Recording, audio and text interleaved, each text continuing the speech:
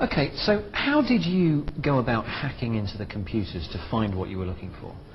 Well, unlike the press would have you believe, it wasn't very clever. I searched for blank passwords. I wrote a tiny Perl script, the Perl language, that tied together other people's programs that searched for blank passwords, so you could scan 65,000 machines in just over 8 minutes. So you went and actually accessed 65,000 machines sitting on, I guess, 65,000 desks in different buildings? No, because all 65,000 aren't necessarily live yet. You might find typically 5,000 might be live. And out of that, 500 might be Windows machines, then 50 might have blank administrator passwords, which is a pretty bad ratio for the world's largest military. So you're saying that you found computers which had a high-ranking status, administrator status, Yep. which hadn't had their passwords set, they were still set to default? Yeah, precisely. And in some cases it was thousands of machines, because they had an image. Rather than install Windows off a CD at every machine, you blast it onto an image, stick the image in all the machines, and every single machine has a blank local administrator password. So. And you actually eventually took control of one particular machine on a desk somewhere in NASA, is that right?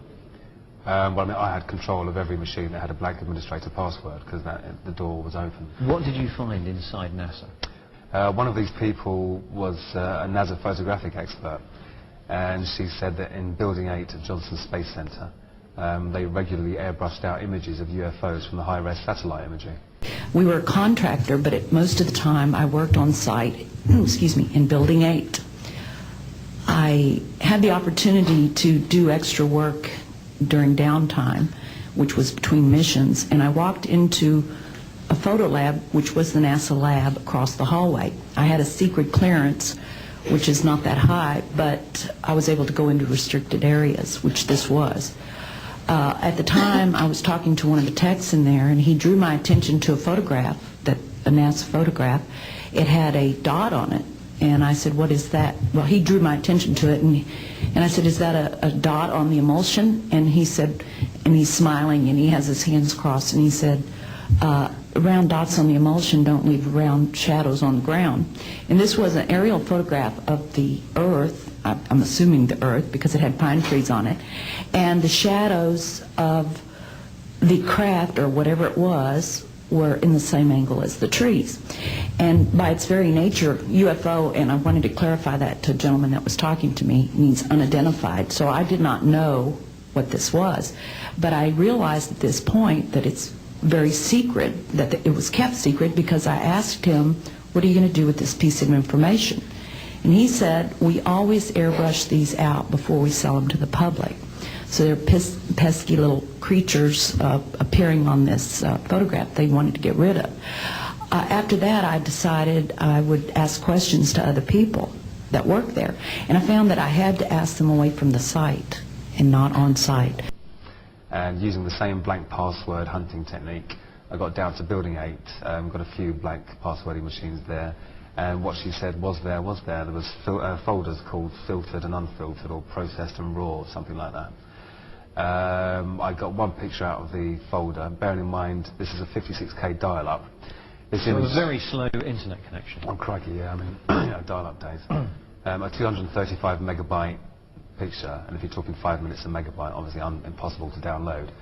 Also in a NASA proprietary image format, not a GIF or a JPEG or anything.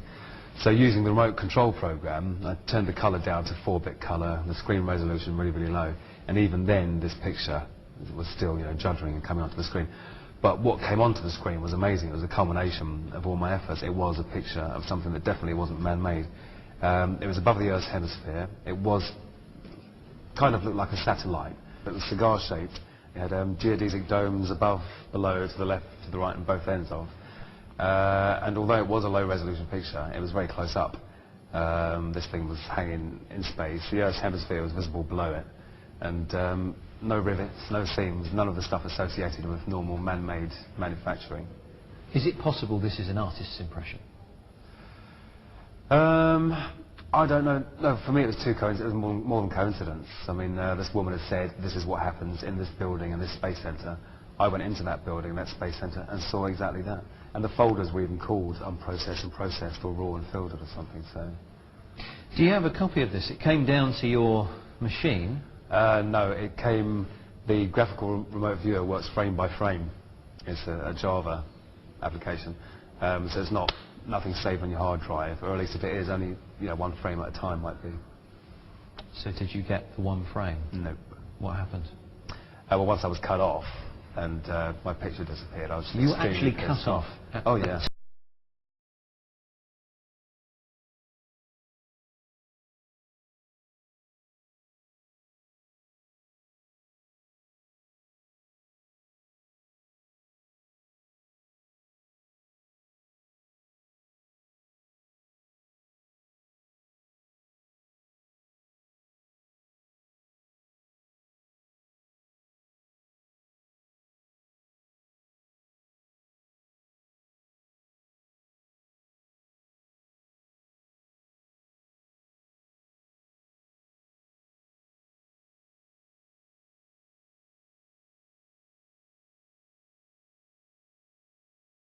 Time you were downloading the picture? Yeah, I saw the guy's hand move across. And bear in mind, you're not downloading it, you're viewing it remotely. So in a way it is downloading because the picture's coming from there to yours, but you're not downloading it as a named file to your hard drive, you're viewing it through an application. I mean, if I was to go and look for pictures that you've described, I'd make blooming sure that I could record everything that happened on my machine. Yeah. Is there a way to do that? I think there probably was a screenshot function in Remotely Anywhere, which I didn't use, and I'm sitting there bedazzled, thinking, crikey, this really is looking weirder and weirder the more that comes of it. And also I thought that I was safe there. I didn't think I'd be caught, 3/4 of the way through of looking at the first picture I'd looked at. And also I was amazed that it was how she said it would be. So you were cut off while you were looking at this picture. A few months later, you were caught. What happened on that day? National High-Tech Crime Unit knocks on your door early in the morning. I'd been asleep for about an hour, I think. So I was very groggy. You weren't very up all night hacking, I was, yes. But fortunately for me, they'd been monitoring me for 3 months beforehand and saw that I wasn't doing damage, that I was snooping around. So it was good in a way. Yeah, that was March 2002, and they said, you might get 6 months or so community service. Next thing I know, in November 2002, 6 months has turned into 60 years in an American jail. Why do they think that sentence is suitable for you? They've written some new cybercrime laws, and when I was following my case and following the changes in legislation and even the minute changes made to the legislation, I'm sure my case heavily affected the new cybercrime laws in America. I think they're peeing their pants. They're incredibly scared that their computer systems are so easy to get into. And so rather than stop the bad practice and increase the security or employ proper IT people instead of training up military personnel, they're trying to scare everyone away from not doing it. So I'm the anti-hacking poster boy, That's why you think they're trying to impose such a serious sentence. Why are they saying they're imposing such a serious sentence? They say I've damaged every machine I was on. Is that possible? Well, I mean, yeah, you could have done, but it wouldn't have been in my interest. I wanted to maintain a quiet presence. Also, they say that for it to be an extraditable offence, it has to be worth a year in prison. For it to be worth a year in prison, it has to be $5,000 worth of damage. And as if by magic, lo and behold, every machine I'm on is $5,000 worth of damage. $5,000 worth of damage to each machine? Yeah. Is that possible? How much were those machines worth, do you think? Well, crikey, I mean, in America, PCs are even cheaper than they are over here. I'm sure they probably cost about $500. You acknowledge that what you did was against the law. It was wrong, don't you? Unauthorised access is against the law, and it is wrong.